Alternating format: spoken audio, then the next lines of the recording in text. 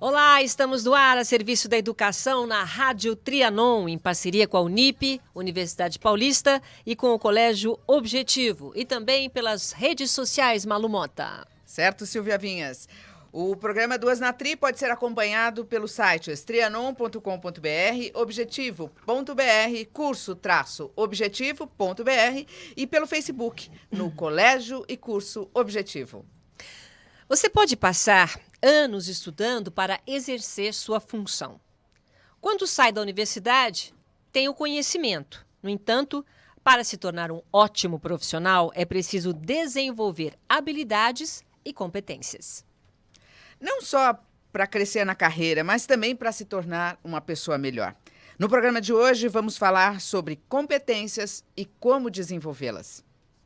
Outro tema de hoje é o ensino à distância, que cada vez mais faz parte da vida dos estudantes pelo mundo. EAD, o ensino avançado e outros destaques daqui a pouco. Fique ligado, nosso compromisso é com a educação. Até já!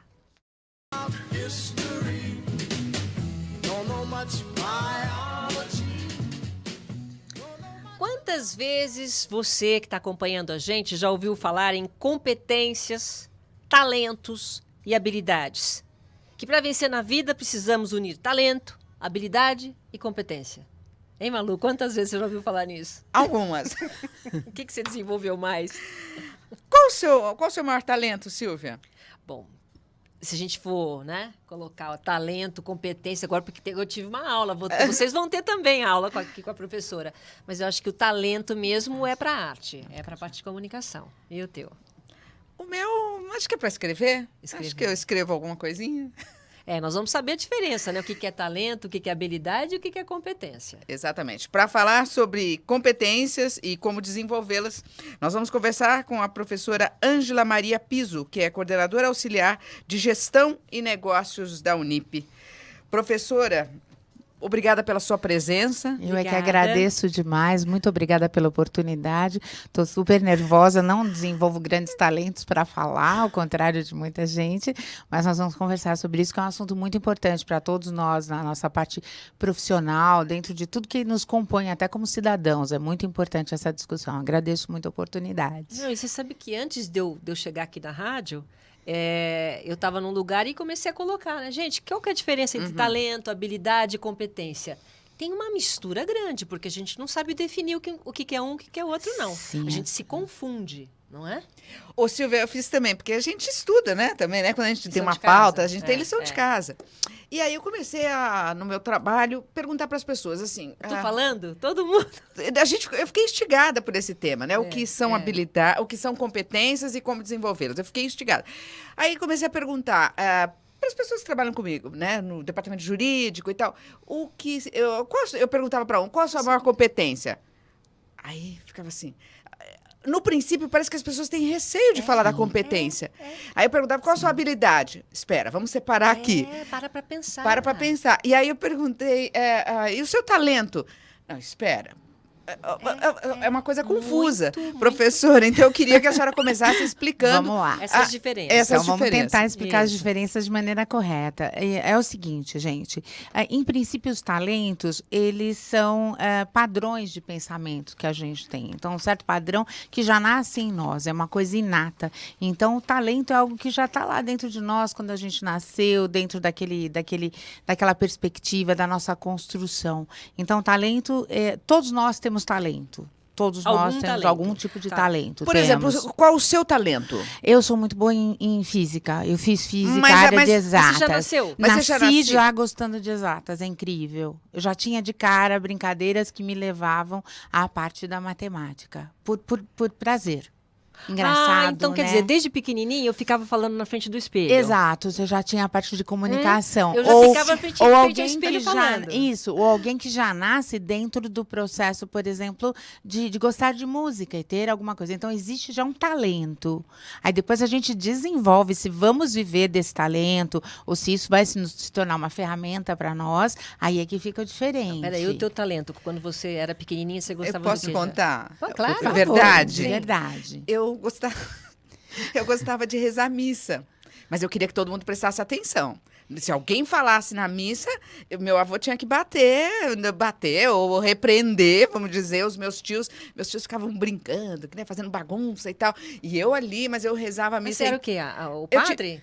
Eu queria, sei Não, lá, eu queria O centro das atenções? Exato. Eu não sei se o talento é do centro das atenções ou da solenidade.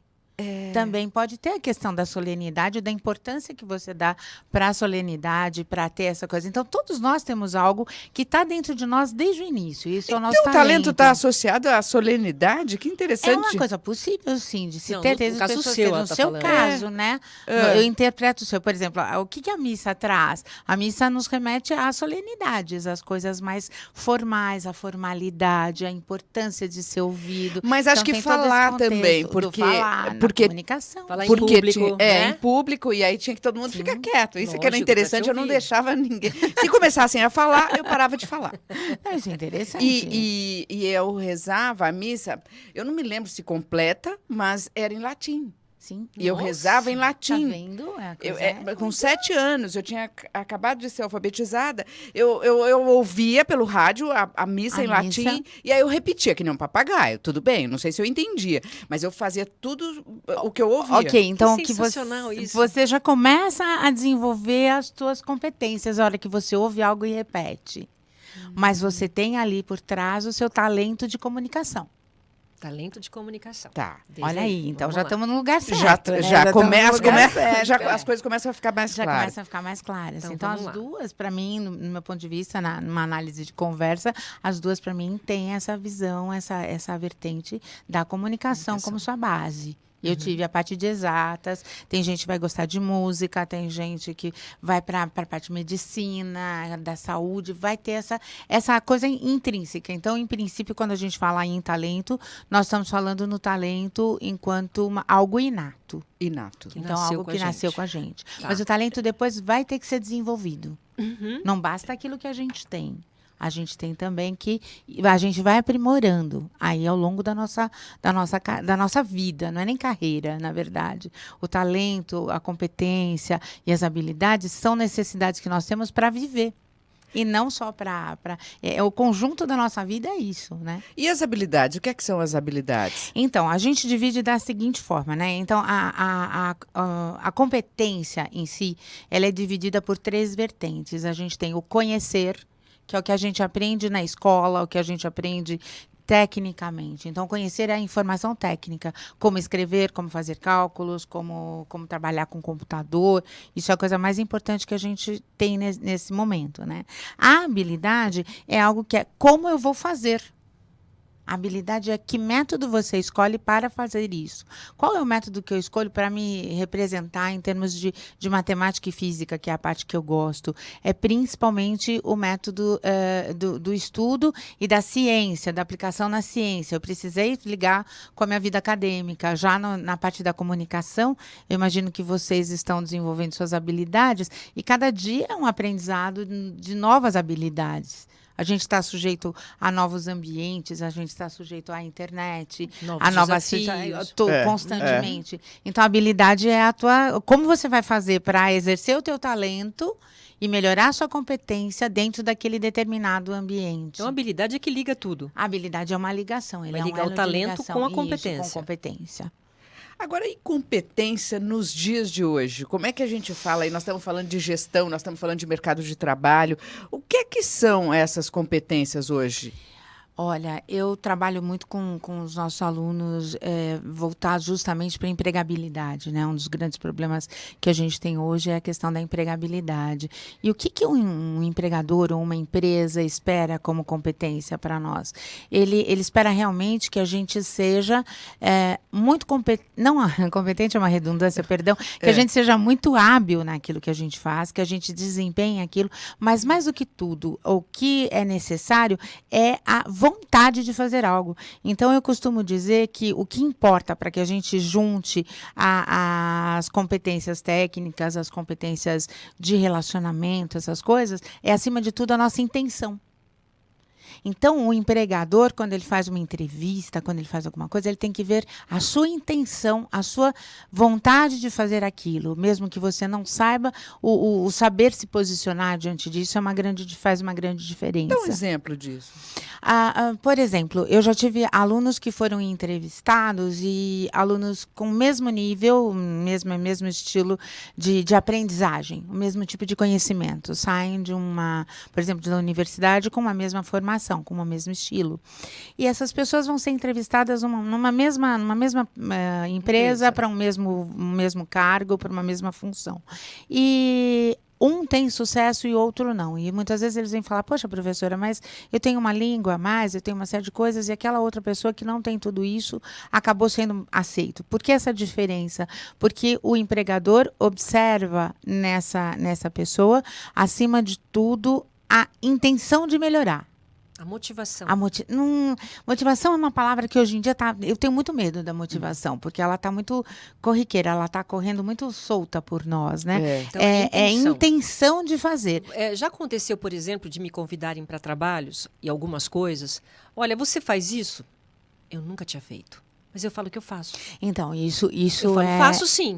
Depois eu vou aprender, exato, eu vou dar um jeito daquilo dar certo. Exato. Mas essa é a intenção que você está falando? Essa é a intenção que a gente tem que ter, não ter medo.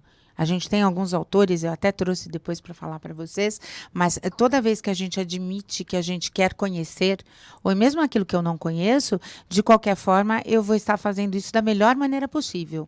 Admitir que eu não conheço, admitir que eu posso conhecer, admitir que eu posso melhorar, é muitas vezes visto muito bem pelo nosso empregador. Tipo, eu não sei, mas eu vou aprender? Exato. Eu posso falar isso para o meu empregador numa entrevista? Eu não sei, mas eu faço tudo para aprender. Eu não sei, mas eu aprendo. Às vezes falar eu aprendo rápido também pode te colocar numa posição tal em que você se fragiliza, porque se você não cumprir isso também não é o adequado. Mas, Ângela, desde que sejam atividades correlatas, porque, por exemplo... Sim. Né? Consistência. Acima de tudo, o mercado precisa de consistência. Consistência nas pessoas.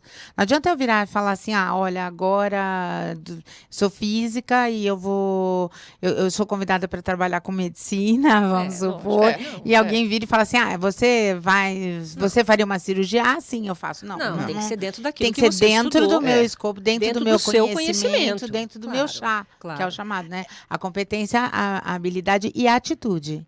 Então, Mas aí a diferença é bem marcada, porque às vezes aí nós estamos falando, né, de um país que tem hoje 14 milhões de desempregados e tudo mais. Isso é uma constatação. Então, né, essas filas que se formam para obter um emprego e tudo mais, né? Aí a pessoa vai lá e, assim, no caso, por exemplo, é médico ou não, aí dá para ver essa diferença gritante. Agora, mas num emprego que não tem toda essa diferenciação, a coisa fica mais difícil e aí a gente fica diante de uma situação que eu acho extremamente complicada, que é o quanto eu posso me expor em busca de um emprego. Exato. Qual é a minha possibilidade de fazer isso de uma maneira correta, né? Da maneira mais justa. E eu tenho que ter coerência. É aí que entra a atitude do chá, que é o tripé da competência, né? Então, eu preciso ter conhecimento sobre o que eu vou falar. Ok, conhecimento está aí. Eu tenho que ter desenvolvido habilidades, eu tenho que saber como mostrar meu conhecimento, ou pelo menos a minha disposição a aprender aquilo, ou a utilizar aquilo. E, acima de tudo, eu tenho que ter uma atitude que seja coerente para com o meu empregador também.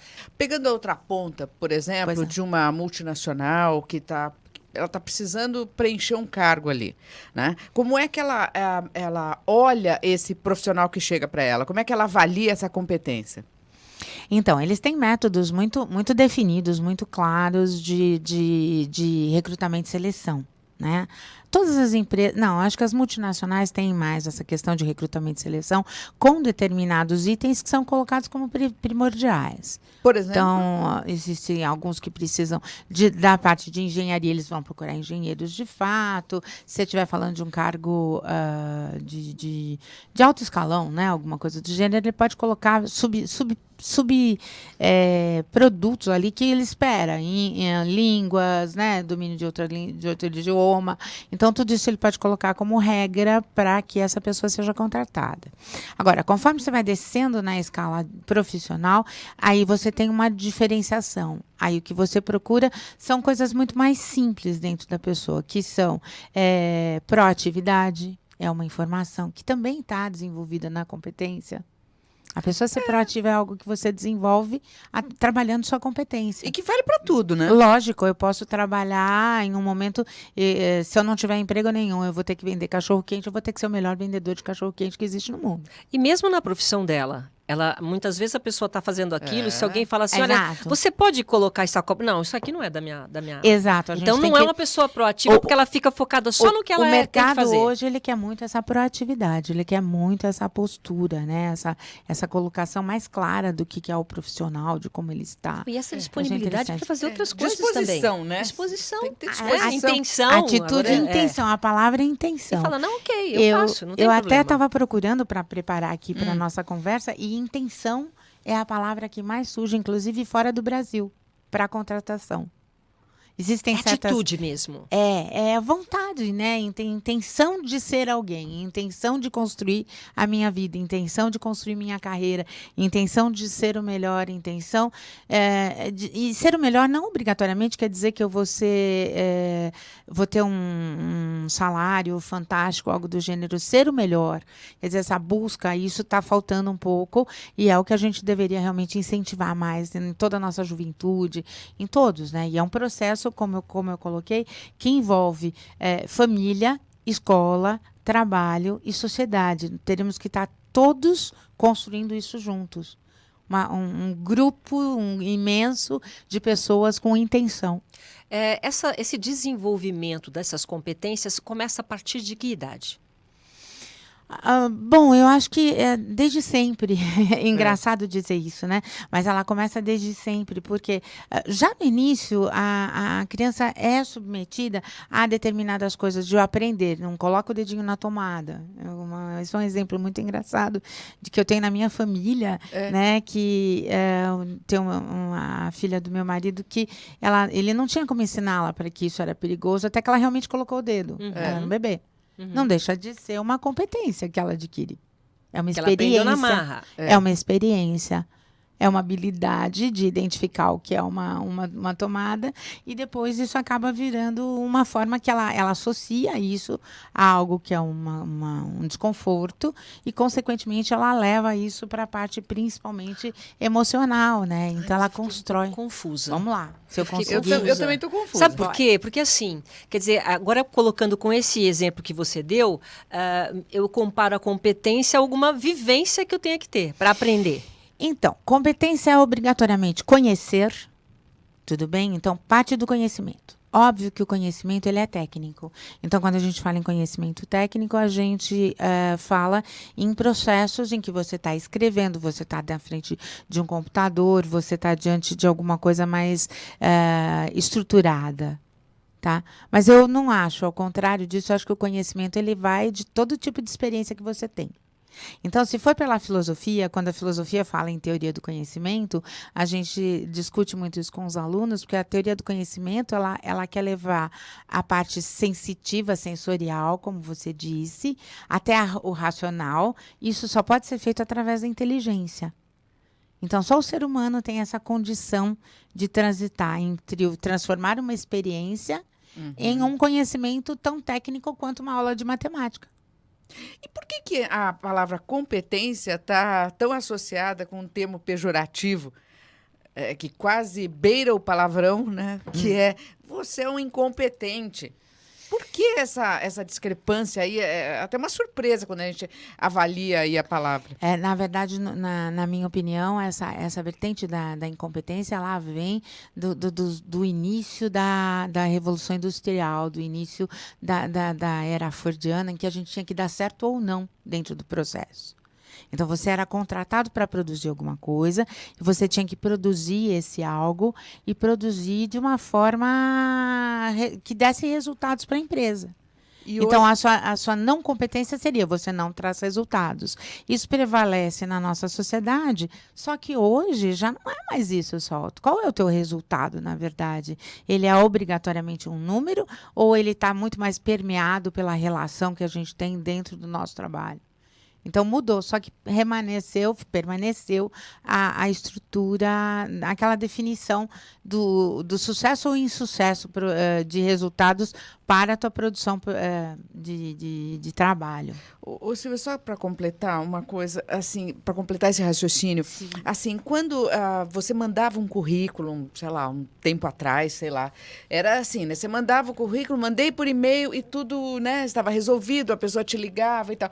Hoje é muito diferente isso, né? Hoje tem uma nova sistemática. Eu queria saber, assim, o que mudou? Como é que a gente olha a competência hoje? O que está acontecendo? Eu tenho sede de saber sobre isso. Vamos ver se eu consigo explicar adequadamente, mas o que eu acho é o seguinte, nós estamos num mundo que foi muito bem explicado pelo sociólogo Baum, né? Que ele fala o seguinte, nós estamos num mundo líquido. Né? Então, hoje as relações elas passaram a ser líquidas, elas não são mais relações estruturadas como elas eram antigamente. Então, nosso relacionamento ele vai desde o celular até relações que começam por redes sociais, por todas essas coisas. Então, a construção de uma nova sociedade, ela automaticamente implica numa reestruturação, inclusive das nossas profissões, nossas habilidades dentro das empresas, né? E aí a gente tem que realmente passar por esse... Nós estamos num momento de transição entre as várias gerações. Quando eu entrei na universidade, o computador que eu trabalhava, ele ocupava, acho que o dobro dessa sala em que nós estamos hoje, e ele tinha, se tivesse 1/10 da memória do celular que eu estou carregando hoje na minha bolsa. Então, foi uma coisa muito rápida.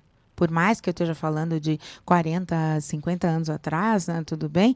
Não entregando a minha idade, mas já entregando. Mas, de fato, é uma velocidade muito grande. E é essa velocidade que acaba nos deixando numa condição de difícil compreensão da exigência dessa competência. Quer dizer, você tem que estar sempre Muito aprendendo para ser sempre competente. O tempo inteiro você está nessa Existe alguma agilidade. estrutura de como desenvolver as competências? Sim, a gente tem algumas formas, né? Bom, primeiro nós temos duas construções de competência, eu acho que cabe aqui. Existe o que a gente chama de hard skill, que é a competência técnica. Ela é, acima de tudo, mensurável. Então, o quanto eu sei de matemática, o quanto eu sei de escrita, eu consigo medir. Agora, tem uma competência que permeia muito mais a nossa sociedade hoje, e com a questão de Baum, do mundo líquido e todas essas propostas do próprio ambiente virtual em que a gente está hoje, são as competências, as soft skills, né? Que são as competências que estão mais relacionadas com as relações interpessoais. Elas são muito mais intangíveis. Exemplo. Exemplo de intangível, a minha capacidade de comunicação, a minha capacidade de negociação. Quando eu vou ser entrevistada, é um processo de negociação para um emprego. Sim. Qual é o salário que você pretende quando alguém te pergunta isso? Qual é a sua resposta? Eu quero ganhar muito. Não, mas se eu falar muito, essa pessoa não vai me querer. Se eu falar muito baixo, eu vou aceitar uma coisa muito baixa, não é o que eu preciso. Então, existem certas perguntas que são feitas quando como você retomando um pouquinho aquele seu gancho das entrevistas de emprego, a gente acaba nessas perguntas, eventualmente, entendendo qual é a análise de competência comportamental dessa pessoa. Você está ali vendendo. Se vendendo. Se vendendo. Se vendendo, se colocando como algo muito importante para dentro daquela empresa. E depois tem que fidelizar o produto, né? Exato. É aí que está a intenção. É nessa fidelização. Eu acho que a sua palavra está perfeita. A intenção é você ser fiel àquilo que você se propõe como profissional. E por isso que é importante agora essa educação, né? O objetivo, o NIP, eles trabalham muito com isso, mas assim, de desenvolver desde pequenos. As crianças, elas têm que falar, elas têm que subir no palco, elas têm que se expressar. Exato. Nós, no caso, quando nós entramos, né, nesse ambiente de educação, a gente forçando muitas vezes as crianças a se expressarem. Então, não só a matemática, geografia, história, tudo que tem que aprender, mas também colocar para fora o que você tem dentro. Porque na hora de você conseguir o emprego, você vai ter que se vender. Exato. Não vai ser... Muitas vezes a pessoa tem um conhecimento maravilhoso, você também tem o mesmo conhecimento que meu, mas você provavelmente, do jeito que você é ótima negociadora, vai conseguir um emprego e eu não. Mas o seu charme eu não tenho. Aí, tá vendo? Aí já é habilidade, não é Aí já competência. Não, é tudo Eu misturado. misturo Gente, tudo, não vou queiram, fazer não, isso. não coloquem isso assim. Em gavetinhas. Eles não são em gavetinhas. É tudo junto. Sabe qual que é um outro problema que eu sempre aponto quando eu dou aula e que eu acho que é bastante válido? Nós vivemos em uma educação que foi muito multidisciplinar. Cada disciplina estava na sua caixinha. Hoje não. Então, por exemplo, eu gostava de exatas, eu estudei no Colégio Objetivo, né? Fui da primeira turma do Colégio Objetivo. Olha! Olha aí. E hoje... Hoje eu dou aula na Unip, com muito orgulho, né? Então, a gente era treinado, era a estrutura daquele momento. Então, era para exatas, com aquela força, com ênfase no desenvolvimento daquelas competências. Por quê? Até porque, naquele momento, o mercado não era tão ávido das competências que levam à parte neurológica, à parte emocional, vamos dizer assim. Você precisava de um engenheiro que fosse engenheiro, quadradinho, engenheirão. E hoje? Hoje não. Você não basta ser um engenheiro, não basta ser um físico. Eu sou física, né? Não adianta ser um físico. Você tem que ser um físico que seja capaz de se expressar, capaz de dar aula, capaz de migrar. Tudo isso vai ajudar Então, na o que eu frente. coloco, por exemplo, tanto no Colégio Objetivo quanto na universidade, na Unip, né? É que nós migramos muito rapidamente do multidisciplinar, nós fomos pro interdisciplinar, que é o momento em que as disciplinas começam a falar junto. Exato. E é a hora que a gente começa a conversar junto entre todas as disciplinas que a gente tem, de fato, a nossa melhor condição de discussão, de ensinar, de treinar as pessoas, né? E depois, um próximo passo vai ser a transdisciplinaridade. Então, aquele profissional que vai ser obrigado a passar por todos os assuntos, todos eles juntos. Olha Então, só! vamos imaginar, nós vamos trazer um problema atual, infelizmente uma coisa ruim, mas vamos pensar em Mariana, né? Ou, por exemplo, A tragédia de Mariana. A tragédia de Mariana, por exemplo, dizendo nisso, né? Mas não por ela ser um problema só, mas o bom profissional é aquele que vai ver ali que existe um foco, obviamente ambiental, obviamente em questão de engenharia, obviamente econômico, porque ali tem um ambiente econômico a ser levado, tem uma questão sociocultural, tem uma questão de saúde. Aí esse personagem ele está passando pela transdisciplinaridade. Ele usa tudo para quê? Para formar uma opinião. Esse é o maior objetivo. E aí o que eu tenho? Eu tenho a intenção de ser transdisciplinar. Só para a gente encerrar, que a gente Pois está não. realmente no finalzinho do bloco, você separou assim umas competências gerais. Você fez um gráfico Sim, aqui para gente que eu sim. achei muito interessante, que são 10 competências gerais, só para a gente encerrar. Um texto muito interessante que fala justamente da educação 4.0. Hoje em dia todo mundo fala na indústria Sim. 4.0. Olha só, educação, Nós né? estamos na área da educação 4.0, que é um Ok. próximo passo. Na educação 4.0, o que se fala é o seguinte: não há como você desenvolver competências gerais para o mundo se você não começar primeiro com conhecimento, ou seja, com aquilo que as escolas e as universidades te passam como base. Isso é essencial. Não dá para a gente desenvolver grandes competências em questão de mercado se não tivesse trabalho. Depois, a gente tem a questão do pensamento crítico, científico perdão. e criativo. Científico e crítico. Crítico e científico. A gente tem que continuar sempre sendo curiosos. Entende? Então, o que vai mover o mundo é a curiosidade. O que vai continuar movendo o mundo é a curiosidade e a vontade de saber. Isso envolve ciência, envolve criação. Depois a gente tem um repertório cultural. Sem dúvida, não me adianta nada ser um excelente profissional se eu não tiver uma resposta cultural à altura daquilo que é esperado. E repertório cultural, entenda-se, todas as artes, todos os temas, tudo tem que estar dentro de nós. Tudo dentro daquilo que a gente faz. Mas eu volto a dizer, a gente tende a querer somente coisas coisas que são específicas, o que nos agrada. A gente tem que sair daquilo que nos agrada, a gente tem que pegar tudo mesmo. Sair da caixinha. Sair da caixinha o tempo inteiro. Comunicação. Quem não soubesse comunicar adequadamente, meninas, está perdido. E tem que saber, e essa adequação tem que ser muito atenta, porque é muito fácil que as pessoas não entendam aquilo que a gente está falando.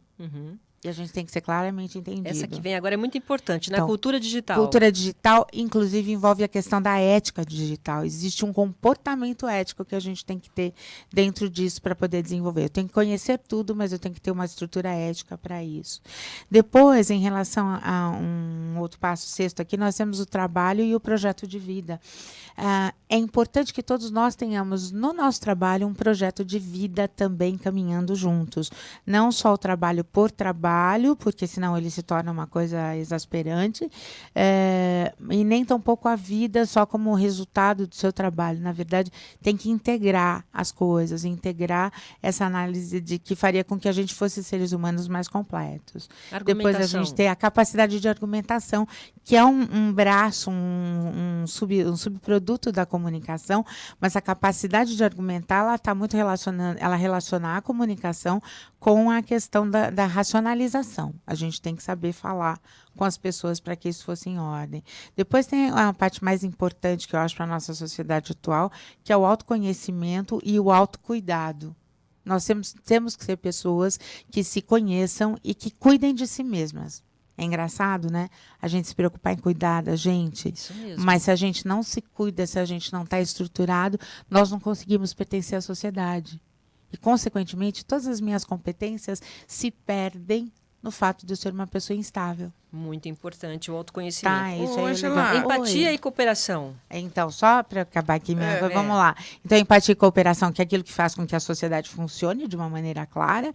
Então, isso funciona tanto no trabalho, quanto na família, quanto na sociedade. Então, nós estamos dentro dessa estrutura, nas escolas, em todo o ambiente. É necessário ser empático. Eu preciso entender que o mundo está diferente. Nós estamos num mundo de desigualdade. Então, tudo isso tem que fazer parte de todos nós. E, por fim, fechando esse ciclo, o que é mais importante para que a gente seja de fato competente é que a gente tenha responsabilidade e que a gente tenha realmente a ideia de que a cidadania é a coisa mais importante para nós. Olha, né? eu vou guardar isso aqui com Eu carinho. também. Viu? Olha, carinho. quero esse gráfico depois para a não. gente falar. Vamos fazer uma pauta só para isso. Nós estamos no Nossa, tempo estourado. eu agradeço Ângela, muito, mas eu desculpe. quero voltar. Eu quero que você volte para falar exatamente desse gráfico. Gente, Eu vocês têm certeza que Tem. Que Tá tem. bom. Ângela, Foi muito ótimo. obrigada. Eu agradeço obrigada, muito, viu? muito de novo. Um grande prazer e de novo, muito obrigada pela oportunidade. E foi muito bem, viu? Parabéns. Obrigada, meninas. Agradecendo aqui a professora Ângela Maria Piso, que é Obrigada. coordenadora auxiliar de gestão e negócios do curso da Unip. Obrigada, Eu que professora. agradeço. Obrigada. Rápido intervalo, daqui a pouco a gente volta. Até já.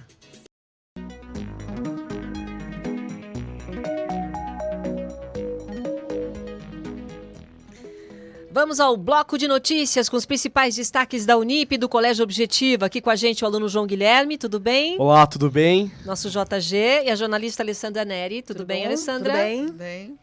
Bom, e o que vocês prepararam para o programa de hoje? Vamos começar com uma boa notícia?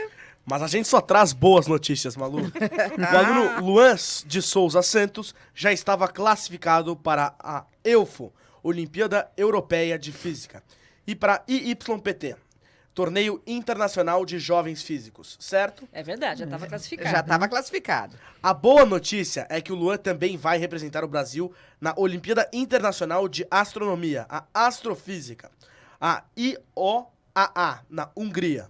São 3 Olimpíadas Internacionais, não é, Alessandra? Isso mesmo. O primeiro desafio é a EUFO. Luan embarca hoje para a Europa. A competição acontece de 31 de maio a 4 de junho em Riga, na Letônia. Em julho, o desafio é o IYPT em Varsóvia, Polônia. E em agosto, ele participa da Internacional de Astronomia na Hungria. Ai, parabéns, Luan. Quantos desafios, né? Como ele conseguiu a classificação para a Internacional de Astronomia, JG? É a Olimpíada Brasileira de Astronomia e Astronáutica. O OBA que seleciona os estudantes para os internacionais. E Luan foi uma medalha de ouro. Muito bem. Olha, então ele vai para Letônia, vai para Varsóvia e depois vai para Hungria. Hungria. Brincadeira não, hein? Não é Como é que fácil, não. foi isso? Maratona, né, Alessandra? Maratona. Ele participou de uma maratona de estudos iniciadas na OBA, fez provas online e exames presenciais em Barra do Piraí, no Rio de Janeiro, e em Vinhedo, para, enfim, conseguir a vaga. E não deve ter sido fácil, não. Nem um pouco. Pelo amor de A Deus. concorrência é grande, não é mesmo? Nossa, e a concentração, né? A tensão, nossa senhora. E que o aluno olímpico, e que aluno não olímpico não sonha em participar de uma competição internacional como essa, né? Para você ter ideia, a primeira fase da OBA reúne mais de 770 mil estudantes do ensino fundamental e do ensino médio de escolas de todo o Brasil. Os melhores são convidados para participar das seletivas. A cada fase é maior o número de exigência, mas dedicação e conhecimento Luan tem de sobra. Ano passado participou da Latino-Americana de Astronomia e Astronáutica, a OLA, no Paraguai. Ele conquistou medalha de ouro e o prêmio especial de melhor prova observacional. Muito bem, de astronomia vamos para a física. A solenidade de premiação da Olimpíada Brasileira de Física foi no último sábado. Os alunos do Colégio Objetivo conquistaram 45 medalhas na OBF, 10 de ouro, 10 de prata, 6 de bronze e 19 menções honrosas. A solenidade foi realizada na USP. Roda VT1. Vamos ver o VT. Aí, agora sim. Conquistar uma medalha não foi tarefa fácil. 98 mil estudantes participaram da primeira fase da OBF. A Olimpíada reúne estudantes do 8º e 9º ano do ensino fundamental e do ensino médio. É uma iniciativa da Sociedade Brasileira de Física, a SBF. E a OBF, né, tem o objetivo de quê? De despertar e estimular o interesse pela física, identificar os estudantes talentosos, proporcionar desafios e aproximar a universidade do ensino básico. Escolher uma profissão não é uma missão fácil para os jovens. São tantas informações que é normal ficar em dúvida. Olha lá. Esse aqui já é outro assunto, né, Alessandra? Isso então mesmo. vamos lá, só olha, vamos curtir, né? Vamos contemplar esses nossos alunos que realmente enfrentam todos esses desafios, né? E estão todos medalhistas. A gente falou com todos eles, né? Todos eles. A gente São teve nossos o conhecidíssimos. privilégio de falar com todos eles. E fora a questão da premiação e das medalhas, essa questão de você ligar mais o ensino básico com o ensino superior é importante, porque a gente vê um espaço grande entre você estar na escola e você entrar para a faculdade. Assim, além das provas que os alunos têm para passarem nas faculdades, como os vestibulares, o próprio Enem, a FUVEST, etc. Claro. Você tem aquela questão de ser um adulto, não sei... A passagem... A passagem. E tem um espaço entre aquilo. E eu acho legal o Objetivo trazer. O Objetivo é uma escola que traz muito próximo a questão de você estar na escola e na faculdade. Parece que já é uma continuação, entendeu? Você não tem aquele susto, né? Exatamente. O impacto que isso pode causar, né, na vida do aluno. O Sim. impacto maior é ter que escolher com essa idade uma profissão, né, Malu? Nossa senhora, deve ser uma responsabilidade tanto, né? Escolher uma profissão não é uma missão fácil para os jovens. São tantas informações que é normal ficar em dúvida, né? Pesquisar, conhecer as opções de cursos e as oportunidades do mercado de trabalho são essenciais para essa decisão final. A dica agora é para quem está com dúvidas ou indeciso com a escolha profissional. No próximo sábado tem o Objetivo e as profissões. O evento é promovido pelo Objetivo em parceria com a Universidade Paulista. Estão programadas palestras com profissionais de diversas áreas no campus Indianópolis da Unip. Especialistas vão esclarecer as dúvidas dos vestibulandos. Estão previstas mais de 30 palestras nas áreas de humanas, exatas, saúde, em cursos de menor duração e até graduação no exterior. Os profissionais vão apresentar as características técnicas de cada profissão, relatar experiências na área, falar sobre rentabilidade financeira e mercado de atuação. Na palestra Intercâmbio Internacional, os estudantes vão conhecer as opções de cursos, os processos seletivos e os certificados de proficiência em inglês. Os vestibulandos também vão visitar as instalações do campus, incluindo os laboratórios e a clínica da Unip. Escolha profissional vai ser o tema da palestra de abertura. O professor Samuel Figueira, que é mestre em comunicação, graduado em administração de empresas e comércio exterior, vai falar sobre o assunto. Está feito o convite, então, aí no próximo sábado, dia 1º de junho. Objetivo e as profissões, no campus Indianópolis da Unip, a partir da 1h30 da tarde. Quando vocês estavam no ensino fundamental, ensino médio, Vocês, eu e a Malu? É. Eu e a Malu e havia uma leitura obrigatória, como o conteúdo do livro era cobrado pelos professores na época. Não, aí tinha esses livros aí que mandava a gente ler, então depois tinha a prova do livro, com várias perguntas para avaliar se realmente a gente tinha lido o livro. E com você, Malu? E também era assim, tinha que ler a moreninha, fazer... não era a Uma moreninha? série de perguntas, Nossa. eu participava de seminário, eu participava de prova, tinha chamada oral, era toda uma Mas eu fazia, anotava tudo perguntas e certinho. respostas. É verdade. E esse formato de avaliação muitas vezes aterroriza e desestimula o aluno, né? Ele se vê obrigado a realizar a leitura de forma, por vezes, não muito prazerosa, né? Tem livro que você queria... Você tem obrigado a ler na escola que você não gosta? Então, Não, né? no objetivo eles não têm essa questão da leitura. Você tem os livros clássicos e tradicionais que a gente acaba lendo, mas eu acho que eles deixam você escolher os livros e eles continuam incentivando. Legal. E os alunos do 9º ano, por exemplo, criaram um lapbook após a leitura de Os Meninos que Enganavam os Nazistas, do escritor Joseph Joffo. Explica o que são esses lapbooks. São pastas ou fichários com recortes, desenhos, mini-livros e dobraduras, tudo feito com papéis coloridos. A proposta foi realizar um trabalho criativo para contar a história e compreender o conteúdo. A professora de língua portuguesa Eli vai explicar a atividade. Roda VT 2. Os 9º anos tiveram a proposta sobre o livro Os Meninos que Enganavam os Nazistas de fazer o lapbook, que é uma pasta, dentro dela, vários mini-livros que contém a síntese e a organização dos fatos principais, que você vai tornar como um fichário, onde os principais fatos, né, os mais importantes, eles são organizados, segundo os alunos, os critérios, dentro de dobraduras, dentro de mini-livros, e essa proposta foi feita sobre o livro Os Meninos que Enganavam os Nazistas.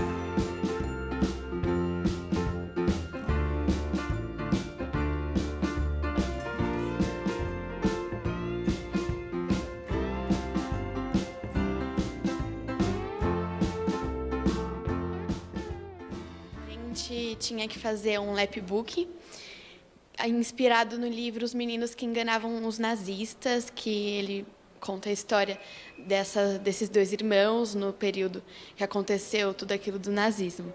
A gente tinha que fazer um lapbook que eu achei que foi muito mais interessante, mais criativo do que fazer só um cartaz, porque assim a gente pode usar maneiras diferentes de apresentar, então como a gente fez o nosso, a gente fez um varalzinho com as informações, a gente fez uns bolsos com outras informações, então eu achei isso bem interessante. A atividade consistia em criar um lapbook baseado no livro Os Meninos que Enganavam Nazistas. Funciona mais ou menos assim, você tinha que pegar a história do livro e colocar com os diversos mecanismos que tem no lapbook sobre uma cartolina. E durante esse projeto ele também ensaiou para apresentar utilizando o lapbook para o resto da sala. Uma atividade interessante porque mostra como é que esses mecanismos do lapbook funcionam, como as editoras fazem ele, e como o livro em si ele dá uma perspectiva mais infantil da guerra, né, sobre a visão de uma criança. É interessante que você pegue um lapbook também, está muito presente em livros infantis, para mostrar o conteúdo do livro. Posso só esclarecer uma questão? Claro que deve. Seguinte, na questão dos livros no ensino fundamental, como no 9º ano, a atividade dos livros é uma atividade... a gente lê o livro, a gente faz toda a atividade proposta, às vezes é um texto, às vezes um lapbook, um cartaz, uma apresentação de PowerPoint, ou vários outros tipos de apresentação. Todos interativos. Então não é uma questão de só você ler o livro e a professora acabar perguntando o que é. Você produz algum conteúdo e alguma coisa interativa com os alunos da sala. Que, às vezes não é você que está apresentando, outra pessoa está apresentando, mas você participa da apresentação da pessoa. Já na questão do ensino médio, como que é mais corrido e mais focado para o vestibular, a gente tem os livros mais clássicos e importantes da literatura brasileira e internacional. E eles ajudam bastante nessa questão. Ah, que legal. As aulas de inglês do Colégio Objetivo também estimulam o interesse pela aprendizagem do idioma. E muitas atividades são propostas, né, JG? É tudo muito dinâmico. Jogos, teatro, laboratório de inglês, música, concursos de soletração contribuem para o conhecimento dos alunos. As aulas nas fases iniciais do ensino fundamental vão além do ensino tradicional e desafiam as crianças a ampliar os conhecimentos. O material didático é interativo, tem atrativos de mídia digital, jogos e vídeos que facilitam o desenvolvimento das 4 habilidades: listening, speaking, reading and writing. Em uma das atividades, a música Hello Goodbye dos Beatles foi tema de inspiração da aula do 5º ano. Música em sala de aula é motivador. Favorece a expressão, a criação, estimula a imaginação e a assimilação de novos vocabulários. A professora Verônica vai explicar a atividade. Roda VT3.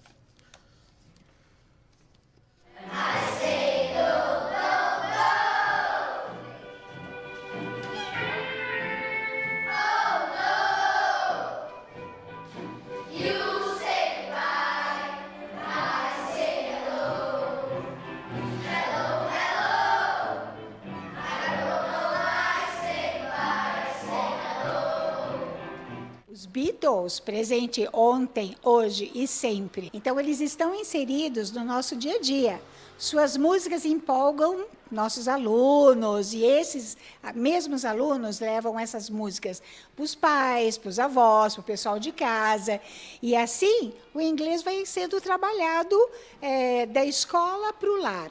E eles vão se empolgando com esse trabalho, e o aluno entra em contato com os Beatles de uma maneira bem lúdica aqui, por programas planejados e executados pela equipe do Objetivo, especializada em multimídia. E esse trabalho de multimídia já está disponibilizado dentro do nosso portal, com acesso a alunos, pais, tanto na escola como em casa. Ai, que delícia, né? Sempre quando tem música é melhor, não Sim, é? Sim, muito melhor. Eu acho que a questão do objetivo incentivar, nessa questão no ensino fundamental, de você incentivar a música, incentivar a arte, e sempre isso, não importa em que série você esteja no objetivo, eles fazem um jeito de aprender que é diferente, interativo e é, assim, estimulante. Então, não é uma coisa chata você estar fazendo. Eles fazem a coisa que parece a coisa mais chata do mundo de um jeito que você não sente isso, não é tão pesado. No ensino médio está sendo assim também? Então, o ensino médio, assim, eu prefiro o jeito de aula. Não é questão que o fundamental eu não gostava, nem isso. É que o ensino médio é mais objetivo. Entendi. Então não tem toda essa questão de atividades. Do é mais lúdico, você. né? Lúdico, Tipo, eu acho que é bem legal enquanto você é mais novo, mas depois você sabe Você já quer focar, né? Você sabe a importância, mas mesmo assim o objetivo traz essa aula de um jeito diferente. Além de completar a apostila como a obrigação de nossa na sala de aula, mas a aula que os professores dão, eles fazem de um jeito que é focado para você entender e você na hora da prova você lembrar, não você apenas decorar ou você saber a regra. Você aprende o porquê daquilo e como é feito, tudo para você. Se você não tiver estudado, você vai lembrar pela aula, entendeu? Só pela aula que já motiva. Silvia, eu tô te falando, eu vou voltar pro A objetivo. gente está querendo voltar. A gente tá querendo voltar E outra coisa, a estudar. E isso o objetivo traz também, eu acredito que seja pela questão do cursinho do objetivo, que é muito conhecido e muito Lembrado há anos. É. E já é uma coisa muito importante para a instituição do objetivo. E eu acho que eles trazem essa pegada para o ensino médio, que já deixa Já vai acostumando, né? Na hora que você chega para uma prova mais decisiva, quando você for prestar o vestibular, você tem total segurança por esse tipo de aula do Objetivo. Muito Ah, bem. que legal.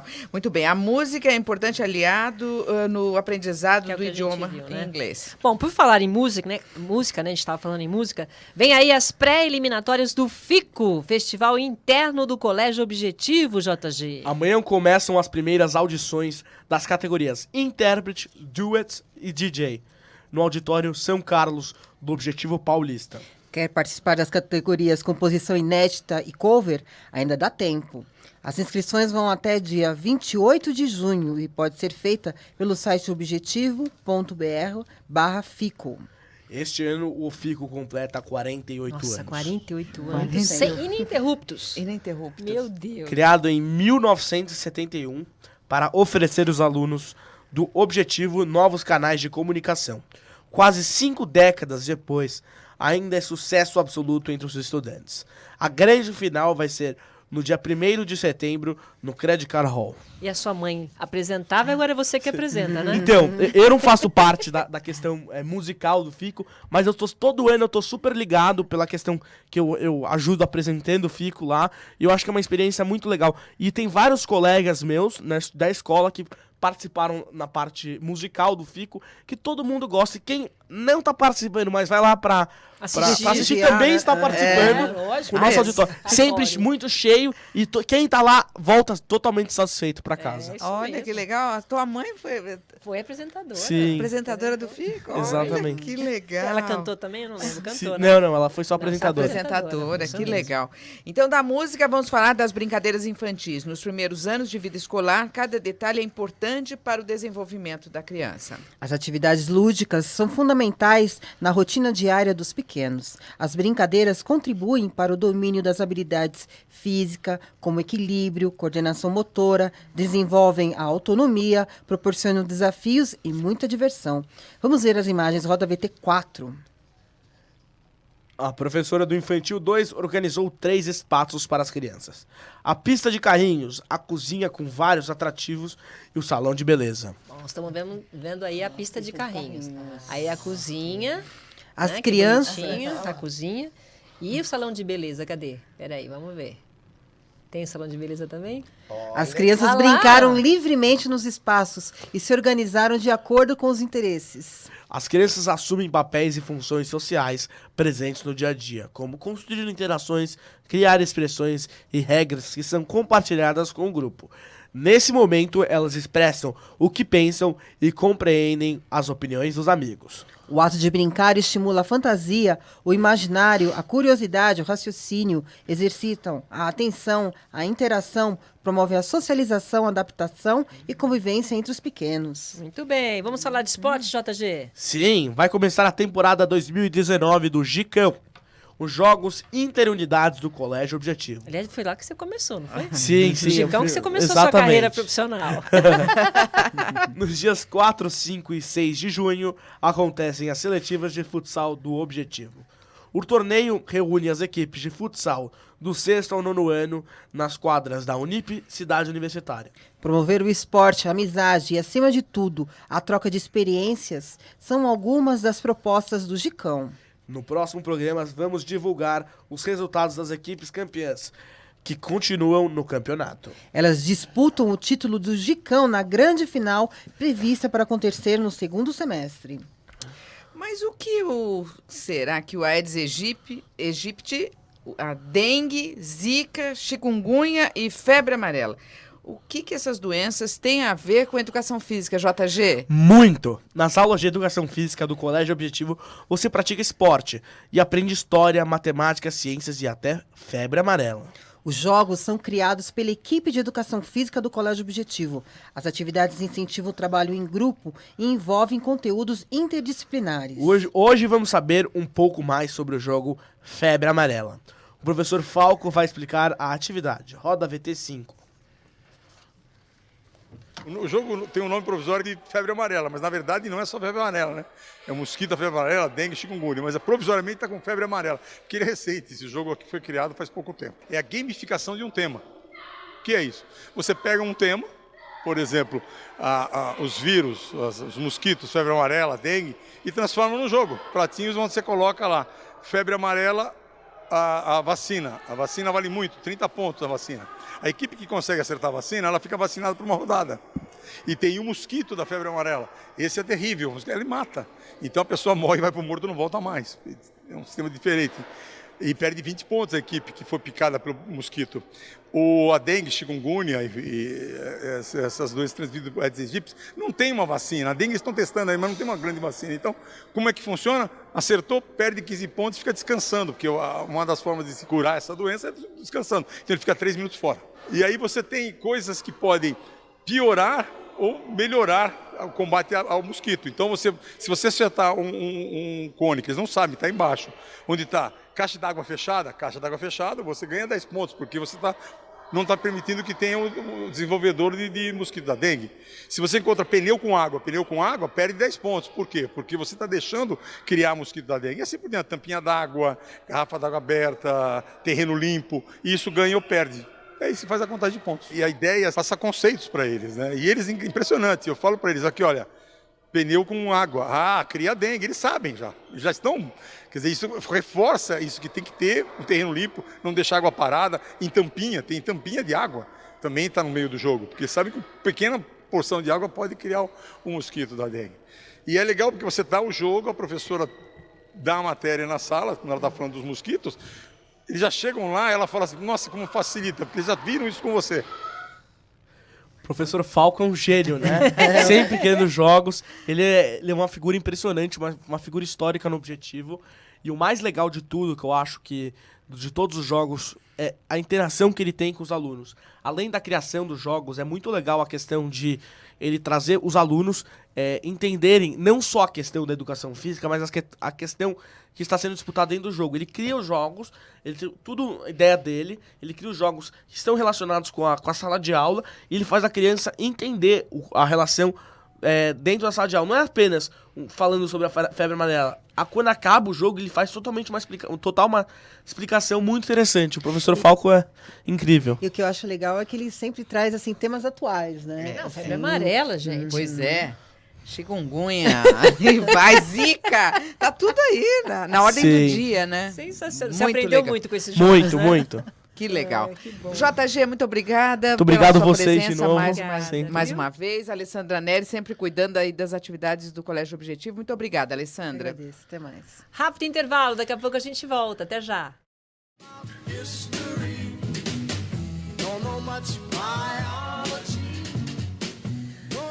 O ensino à distância é uma realidade mundial. A maioria dos cursos utiliza-se de recursos da internet, agregando processos automatizados avançados, onde as aulas são virtuais, baseadas no computador e na internet. E a interação com os alunos é imediata. Cabe a eles, então, planejar, organizar e programar seus estudos por si mesmo. Mas nem sempre foi assim, né, Malu? É verdade, Silvia. Já são 5 gerações tecnológicas da educação à distância. E tudo começou lá atrás, ainda na época das correspondências pelo correio. Isso mesmo. Para falar sobre EAD, um ensino avançado, vamos conversar com Cláudia Andreattini, que é diretora de graduação da Unip. Cláudia, muito obrigada pela sua presença, Cláudia. Obrigada, eu que agradeço, Viu? obrigada. Então, só para fazer um recorte histórico aí, então, o ensino à distância começou, então, na época das correspondências. Isso, a gente tem o ensino à distância começando, a educação à distância começando lá atrás, onde nós tínhamos aqueles antigos telecursos, no fundo, é onde começou tudo. A gente tinha primeiro só no papel, né, só os livros. Nós estamos falando de quantos anos aí? São muitos anos, a gente já está no EAD. Uns 40 anos, 50 anos. Isso quando a gente pensa... Um bebê, né, Silvia? Não tinha nascido ainda. Não tinha nascido. Então, na verdade, ele vem lá de trás, onde nós tínhamos, então, já esses telecursos, né? Uhum. Mas hoje, a educação à distância já tem outra pegada, já tem muita tecnologia envolvida, já tem muita metodologia de ensino, porque a tecnologia é a grande parceira do EAD. Mas sem uma metodologia de ensino, sem que os professores também se adaptem a essas tecnologias, a essa mudança de ensinar, da forma como ensinar, não teria nenhum sentido, né? Porque antes tinha até um certo preconceito, um medo, né, de lá para trás, vamos falar, será que vai valer, não vai valer, se eu vou conseguir realmente aprender de longe, sem a parte física, o professor, tinha um pouco mais de dificuldade. Hoje está uma facilidade incrível, né? E a credibilidade do EAD é muito importante. Isso, nós temos os 2 pontos, né? A EAD, na verdade, é onde você está transmitindo o conhecimento, onde você tem o aluno e o professor, onde eles estão em tempos diferentes, em espaços diferentes. No início do EAD, você tinha eles apenas em espaços diferentes. Então, eu tinha o professor assistindo ao aluno, mas no mesmo tempo. Eu tinha o professor falando, o aluno ouvindo, mas à distância. Hoje, com toda a tecnologia, é diferente. O aluno pode montar, organizar a sua forma de estudar no tempo em que ele quiser. Então, nós temos videoaulas gravadas, nós temos participações de chat, participações em fóruns, e isso permite que essa troca, essa transmissão desse conhecimento, ele se dê em espaços diferentes e em tempos diferentes, né? E a credibilidade, um dos pontos que eu gosto de comentar, é que nós temos, por exemplo, quando pensamos na graduação, né, nos cursos à distância da graduação. Nós temos o ENAD, que é o Exame Nacional de Desempenho Estudantil, que é realizado todo ano e são ciclos trienais. A cada 3 anos, um grupo de cursos realiza esse exame, o ENAD. E o ENAD é o que traz a avaliação dos cursos, então nós temos os conceitos de curso e também tem a nota dos alunos. E hoje nós já podemos dizer, já tem comprovado de que o rendimento e o aproveitamento de alunos que fazem o curso à distância são iguais, em alguns casos até superiores, de alunos que fazem o curso presencial. É mesmo, Então, eu acho que já houve um desenvolvimento muito grande, né? E isso é comprovado, por exemplo, com os resultados do ENAD. O comprometimento do aluno que faz o EAD é um pouquinho maior ou não? Porque tem que ter uma disciplina para você ir lá numa hora certa para fazer o curso. Sim, um comprometimento maior? É um perfil diferente de aluno? É um perfil diferente de aluno. Então, nós temos, na educação à distância, também no começo se pensava muito assim, o EAD, então nós temos o EAD para um aluno que não tem tempo, que trabalha e que quer fazer uma graduação e que não tem tempo, então ele quer se organizar para estudar no tempo em que ele tem, no momento que ele tem. Isso exige uma certa disciplina do aluno, porque se ele não se organizar, não é um curso fácil. Então, aquela ideia de que é um curso fácil, ela é errônea. O aluno ele tem que estudar, ele tem que ter uma disciplina maior. Então, ele passa a se organizar de uma forma diferente do aluno presencial. Mas eu diria que o EAD hoje vai além disso. Hoje nós temos, por exemplo, não só nas graduações. Então, eu acho que a EAD hoje veio realmente para ficar e de uma forma diferente. A ideia inicial seria exatamente essa, o aluno que não tem tempo, o aluno que tem uma dificuldade. EAD levou, por exemplo, a educação para diversos pontos do Brasil, onde tem regiões onde não existia nenhuma instituição de ensino superior física, não tinha uma faculdade na região. Então, ele gerou oportunidades para pessoas que queriam estudar onde não tinham condições. Mas eu acho que hoje ele vai além disso. Hoje nós não temos só cursos de graduações à distância. Então, imagine, por exemplo, o caso de um curso de engenharia. Então, eu fiz um curso de engenharia e me formei há 5 anos atrás nesse curso de engenharia. Tecnologia muda, a área de engenharia envolve muita tecnologia. Sim, que está mudando toda hora. Os conhecimentos mudam muito rápido. Então, o que acontece? Eu preciso me atualizar.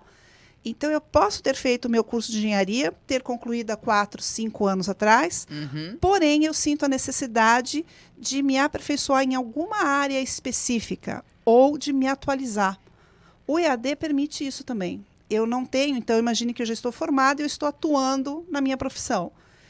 Então, não é só que eu não tenho tempo, eu quero buscar um aperfeiçoamento para me atualizar de algo que eu concluí lá atrás. Então, o que eu vou fazer? Hoje eu tenho oportunidades, por exemplo, de fazer cursos à distância de universidades de outros países. Então, eu posso, por exemplo, entrar num curso à distância em Harvard, numa área específica da área de tecnologia que eu queira, e eu vou, então, trocar ideias e adquirir conhecimentos de outros países. Então, não é mais só uma questão da graduação. Eu acho que o EAD já foi além disso. Abriu, né? O leque está muito maior. Mas o quê? Você pode fazer uma pós-graduação? Sim, sim, você pode fazer uma pós-graduação. Hoje existem tanto pós-graduações em cursos do exterior que você pode fazer. Então, você acessa, você tem esse conhecimento todo e, eventualmente, você vai ter um tempo de muito menor, onde você tem que estar presencialmente nos Estados Unidos, por exemplo.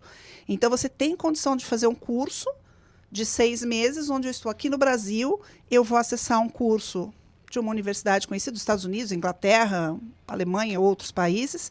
Hoje existem vários países com essas opções. Eu acesso e, ao invés de passar 6 meses fora, eu posso, num período mais curto, simplesmente ir para fazer algumas atividades presenciais. E isso não tira a possibilidade de que eu adquira esse conhecimento. Porque, por exemplo, nós temos fóruns. O que são os fóruns? Eu posso ter fórum onde eu tenho um horário marcado para entrar nesse fórum de discussão, e onde pessoas de diversos países que estão fazendo este mesmo curso à distância estarão acessando no mesmo instante que eu este fórum e tirando dúvidas, trocando conhecimentos e informações.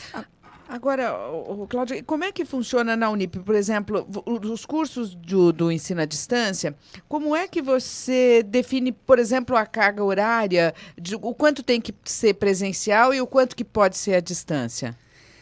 Os cursos na Unip, os cursos à distância e os cursos presenciais, eles seguem praticamente a mesma matriz. Então, nós temos um curso equivalente ao presencial. Tá? E o que é definido, o que é à distância ou não, existem regras que vêm do próprio MEC.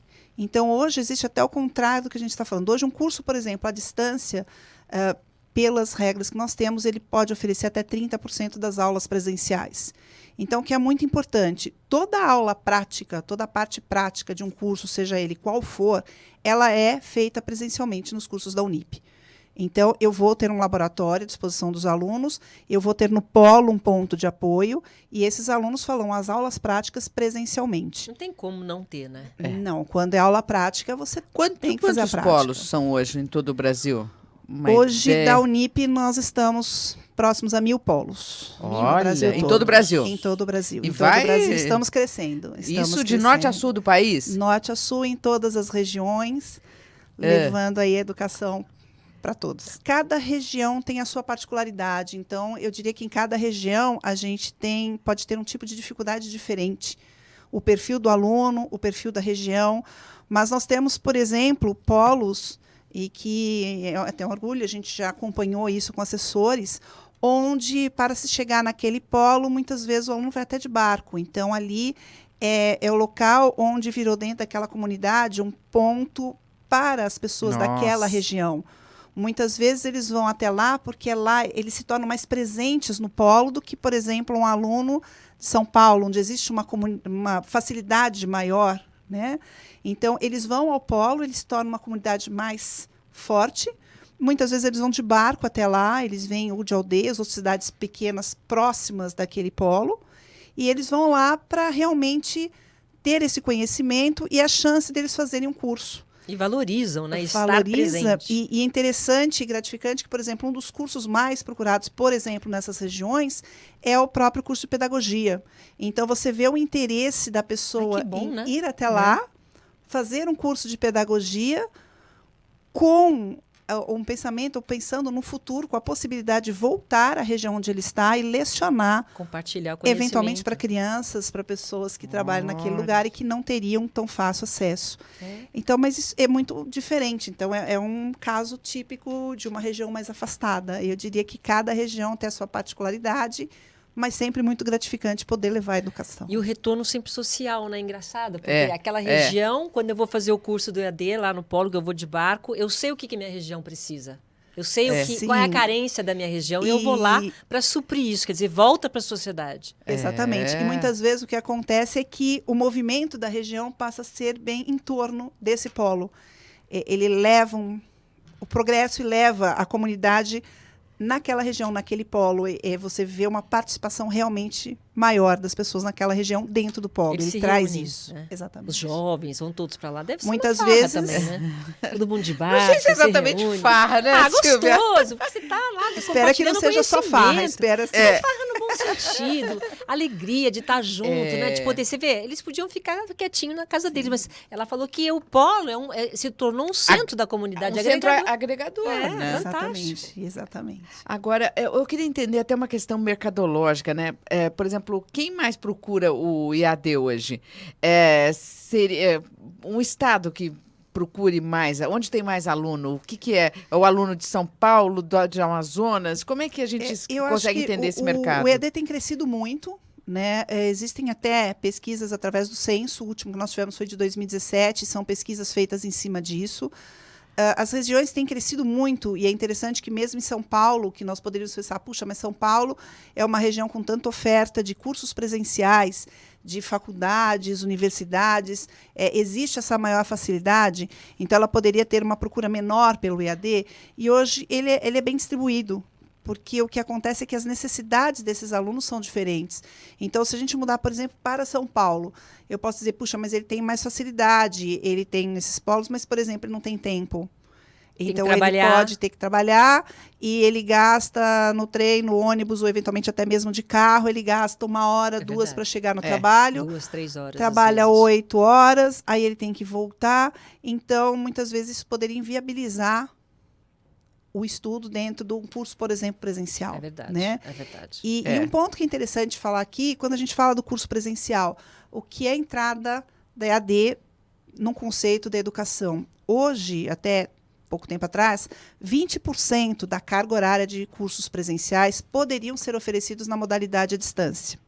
Saiu uma nova portaria, onde, a partir de agora, as cargas horárias à distância nos cursos presenciais podem chegar em até 40%, desde que se sigam algumas regras, tá? Então, por exemplo, o curso ele tem que ser avaliado positivamente nas avaliações e ter um conceito do curso bom dentro do MEC. Então, existem algumas restrições quanto a isso, mas hoje você tem cursos presenciais que poderão ser oferecidos com 40% da sua carga horária à distância. Que maravilha, hein?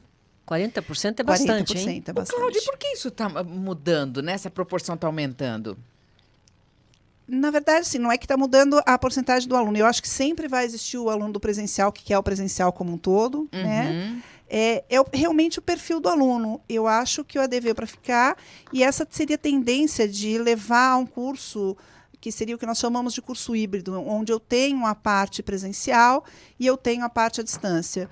Então, imagine um curso, por exemplo, um aluno que seja de uma modalidade presencial e que ele tem esse perfil de realmente estar nas instituições de ensino, ele quer estar com os colegas, ele quer ter o contato com o professor, ele tem este perfil. Então, ele entra nesse curso com esse perfil e ele tem as suas aulas totalmente presenciais. Se nós pensarmos no decorrer deste curso, esse aluno ele vai tendo mais conhecimentos e vai procurar um estágio, vai pensar em trabalhar, atuar na área onde ele já está fazendo o curso da faculdade.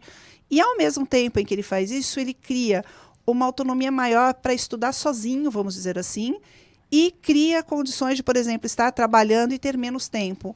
Então, conforme esse curso vai passando, esse aluno ele pode ter essa necessidade dessa mudança. Então, quando eu ofereço mais disciplinas à distância, eu exijo menos que o aluno fique realmente na sala de aula, que ele use esse tempo mais, por exemplo, na sua área profissional, já estagiando ou trabalhando, atuando na área, e terminando a sua carga horária parcialmente à distância. Não tem um motivo para que isso não ocorra. Então, a tendência um pouco é essa. E acho que a educação, foi o que eu falei, a gente não pode pensar só nos cursos de graduação, né? Então, imagine também esses cursos de pós, esses cursos de especialização que estão sendo oferecidos à distância.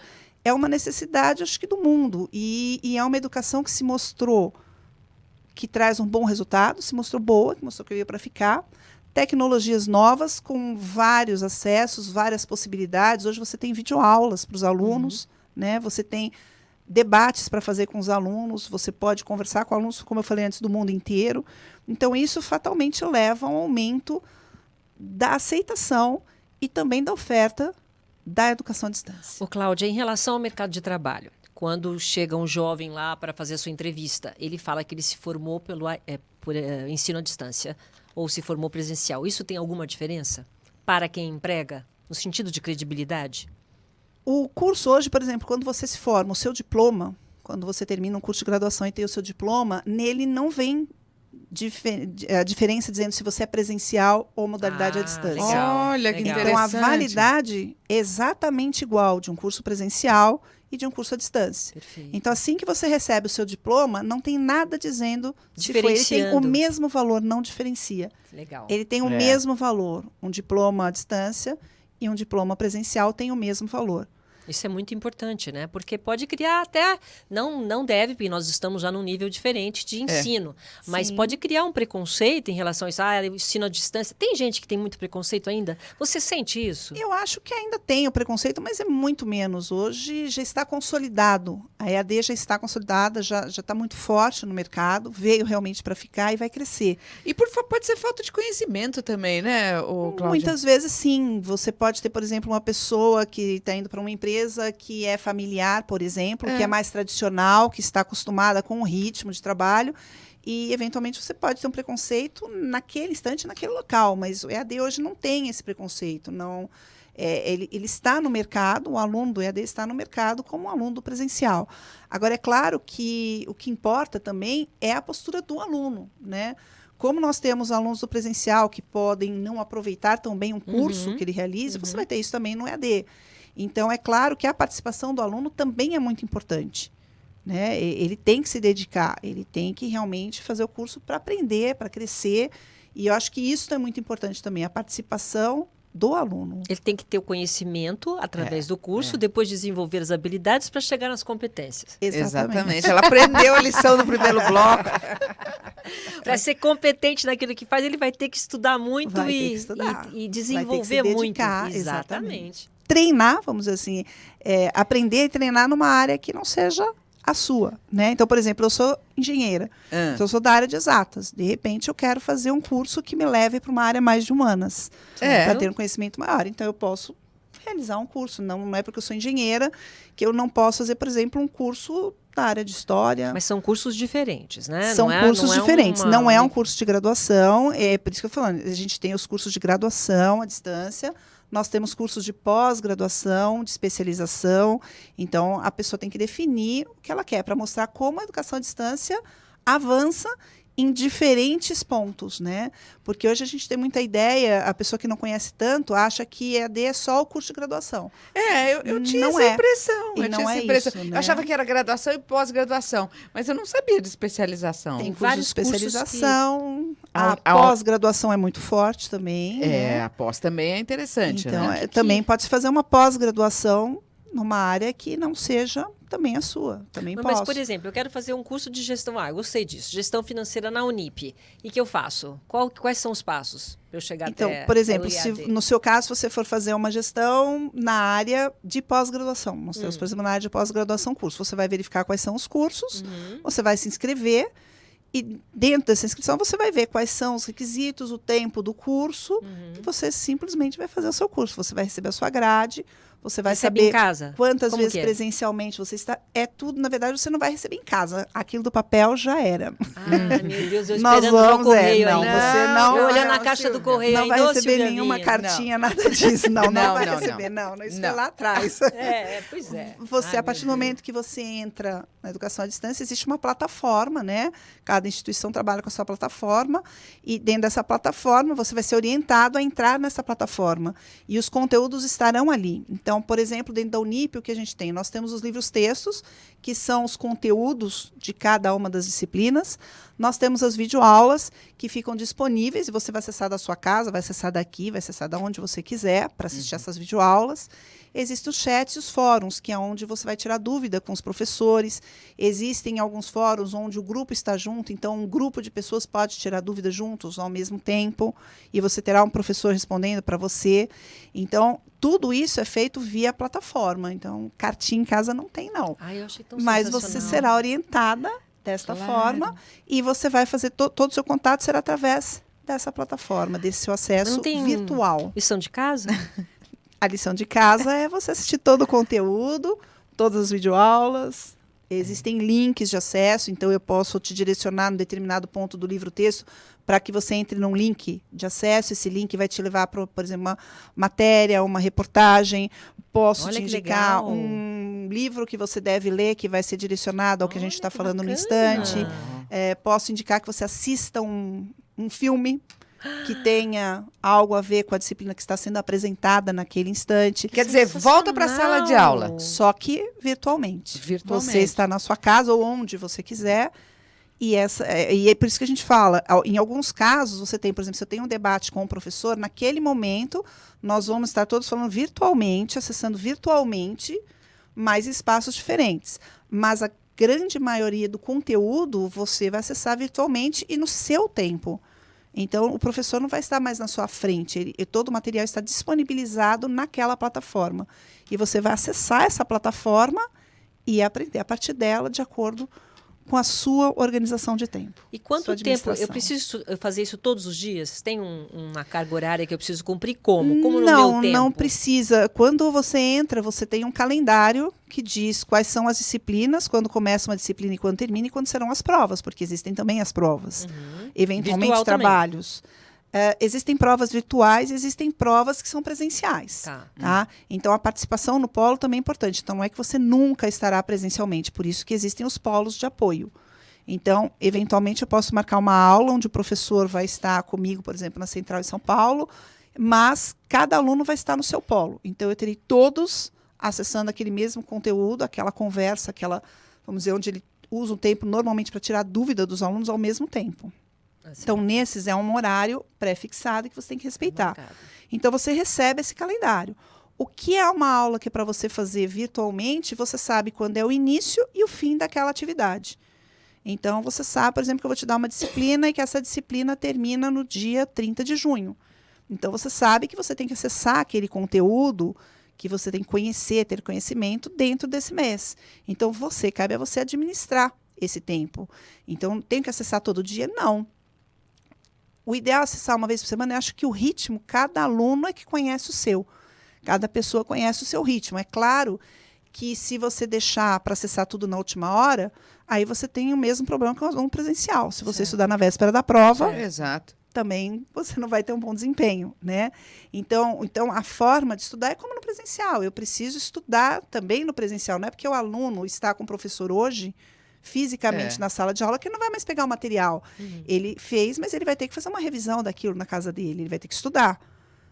A mesma coisa na educação à distância. Eu vou estudar, eu tenho conteúdo, eu sei o prazo em que eu tenho que trabalhar com todo aquele conteúdo e vou distribuir da forma melhor. Tem que ter organização. Eu acho que é um tipo de educação onde você realmente tem que se organizar. Não é fácil. Aquela ideia de que, não, é a distância, é fácil, não é.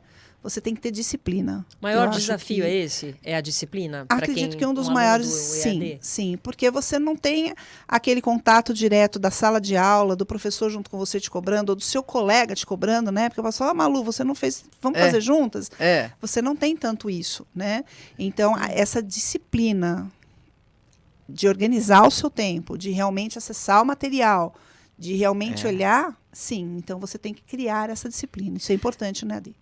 Cláudia, EAD, mas o EAD é mais para curso superior, né? Sim, EAD é curso superior, pós-graduação, mas já existe um estudo para que parte do ensino médio, não está nada definido ainda, mas que possa entrar também na parte do ensino médio. Quer dizer, já é uma cultura, que está se instalando. Vocês estão sentindo essa necessidade, né? Aquela turminha que vai lá, que pega o barco, né?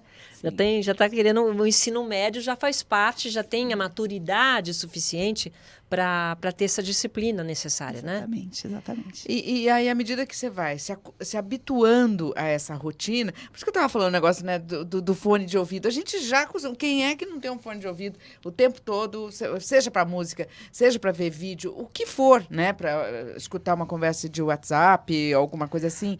Então, você já traz isso na sua realidade do dia a dia, né? Imagine, por exemplo, um dos benefícios. Imagine que tem existem pessoas assim que têm mais dificuldade para leitura. Então, quando eu estou lendo um livro, eu tenho mais dificuldade. Existem as videoaulas. Então, você pode acessar as videoaulas. E imagine que em qualquer lugar, no caminho que você estiver, você pode ver essas videoaulas, você pode ouvir alguém comentando alguma coisa sobre um conteúdo. Então, quando você trabalha com ED, você tem também essa ferramenta, você não tem só o livro, né? Aquele professor que conversa com você no presencial, aquela conversa do corpo a corpo do presencial que é feita em sala de aula, você não tem o professor no corpo a corpo, mas você tem todo aquele conteúdo. Na verdade, você está ouvindo, você está assistindo essa aula, não necessariamente dentro da sala de aula. Em qualquer lugar que você esteja, que é a questão, por exemplo, como você falou, semelhante ao que você falou. Agora, me passou aqui, quer dizer, quem vai fazer o curso superior, uma faculdade, né, tem que prestar o concurso. Tem que prestar um vestibular. Graduação, você disse. Sim, no EAD é a mesma coisa. EAD você tem o processo seletivo como existe no presencial. A graduação, sim. Né? Você não pode fazer. Sim. Mas se quiser fazer a faculdade, eu quero cursar direito no EAD. Você tem que fazer o processo seletivo, sim. Aonde? O processo seletivo é igual, você vai ao polo, é igual ao processo presencial, você tem uma prova, uma avaliação, né? Como tem no presencial, normalmente é uma prova que é feita no próprio polo. Então, o aluno vai ao polo, faz a prova e pode ser aprovado ou não. Hoje também, tanto nos cursos presenciais como também no EAD, o que acontece é que muitas vezes eles aproveitam também as notas que os alunos tiram no Enem. Né? Então, hoje o resultado do Enem para os alunos é muito importante. Então, quando você tem o Enem, a nota do aluno no Enem, ele pode, por exemplo, permitir que ele concorra a vagas do SISU, que são de universidades federais, permite que ele concorra ao financiamento como FIES, a bolsas de estudo como o ProUni, e hoje também a nota do Enem é utilizada para a entrada no curso superior. Então, se você tem um bom desempenho, isso ajuda, por exemplo, também a conseguir descontos, isso tanto no presencial como no EAD. Olha, interessante observar isso, a questão do diploma, que você lembrou bem, né? Para que a gente jogue luz sobre esse assunto. Porque, no princípio, era vamos dizer, até um distanciamento. E à medida que você começa a conhecer, e mesmo a Unip, ela também está avançando aí a passos largos, né? Cláudio, você falou essa questão da tecnologia, né? Hoje, isso está completamente disponível para o aluno? Sim, a tecnologia ela é utilizada não só para que o aluno, mas as gravações, né, das videoaulas, a forma como você vai trabalhar com webcast, um chat, a tecnologia tem que existir também, não só disponível para o aluno, mas você tem que ter uma tecnologia dentro da sua instituição para que você possa oferecer uma videoaula de qualidade, para que você tenha também essa oferta, né? O que a gente falou, não muda só a tecnologia, muda também a metodologia de ensino. Então, por exemplo, hoje você tem, em alguns cursos, você pode usar, por exemplo, jogos como simulações, então você tem simuladores. Então, quando a gente fala na tecnologia, é não necessária a tecnologia só para o aluno, eu tenho que ter uma tecnologia para oferecer também para que o meu professor possa se utilizar dela para oferecer também um material de qualidade para esse aluno. A preparação geral, né? Preparação do aluno, preparação dos polos, preparação dos professores. Não, e preparação do público. E eu acho que esse trabalho que nós estamos fazendo aqui é de puxar o assunto para que as pessoas possam conhecer mesmo, né? E aí... E todo mundo tem a oportunidade de fazer. E vale o desafio. Cada um pode fazer um curso à distância. Mas eu vou fazer. Mas nós não vamos escapar de fazer cursinho, então? É isso? Não. Fazer cursinho? A não ser que você faça o Enem. Fazer especialização. Não. Essa parte aí eu vou ter que voltar lá no começo do objetivo. Mas é interessante aprender sempre, né, Cláudia? Isso que é sempre importante. A atualização é muito importante. Você tem que se atualizar. O mundo ele está mudando. O conhecimento está se renovando muito rápido. E a gente tem que acompanhar em qualquer área que esteja. Exatamente. Qualquer uma. Exatamente. Quero agradecer aqui a professora Cláudia Andreattini, que é diretora de graduação da Unip. Cláudia, muito obrigada pelos seus esclarecimentos. Obrigada a vocês pela realmente oportunidade. Uma conversa, uma prosa boa. Muito obrigada. Agradeço a vocês. Obrigada. Nós já voltamos, um instante só. Até já.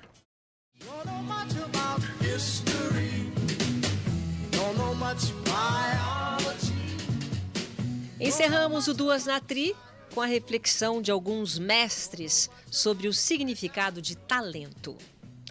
O compositor austríaco Wolfgang Amadeus Mozart diz o seguinte: para fazer uma obra de arte não basta ter talento, não basta ter força, é preciso também viver um grande amor. Para o dramaturgo William Shakespeare, o talento revela-se exatamente porque esconde a sua perfeição. Já Thomas Edison, inventor da lâmpada elétrica, entre outras coisas, alerta: talento é 1% de inspiração e 99% de transpiração. É isso aí. O Duas na Tri fica por aqui, lembrando que a educação é uma história sem fim.